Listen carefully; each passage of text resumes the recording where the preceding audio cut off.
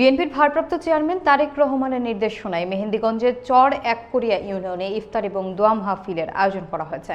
এতে দোয়া করা হয় বেগম খালেদা জিয়ার রোগমুক্তি এবং তারেক রহমানের সুস্বাস্থ্যের জন্য। বিস্তারিত দেখুন ইউসুফ আলী সৈকতের তথ্যচিত্রে। বৃহস্পতিবার 13 মার্চ মেহেন্দিগঞ্জ উপজেলার দাদপুর তেমুহনী বাজারের স্কুল মাঠে এ আয়োজন করা হয়। এতে প্রধান অতিথি ছিলেন উপজেলা বিএনপির আহ্বায়ক গিয়াসউদ্দিন দীপেন। বিশেষ অতিথি ছিলেন পৌর বিএনপির আহ্বায়ক সৈয়দ রিয়াজ শাহিন লিটন, সদস্য সচিব রিয়াজ উদ্দিন চৌধুরী দিনু, বরিশাল উত্তর জেলা যুব দলের আহ্বায়ক সালাউদ্দিন পিপলু সহ স্থানীয় বিএনপি নেতৃবৃন্দ। বক্তারা বলেন, রমজান মানুষকে সত্যের পথে পরিচালিত করে, মানবিক মূল্যবোধ জাগ্রত করে।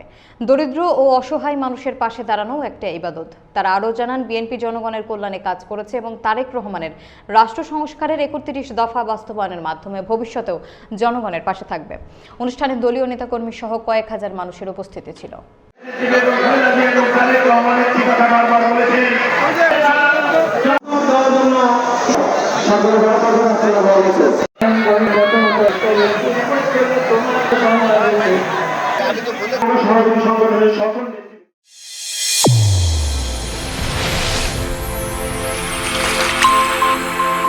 চ্যানেল A1 হৃদয়ের স্পন্দন।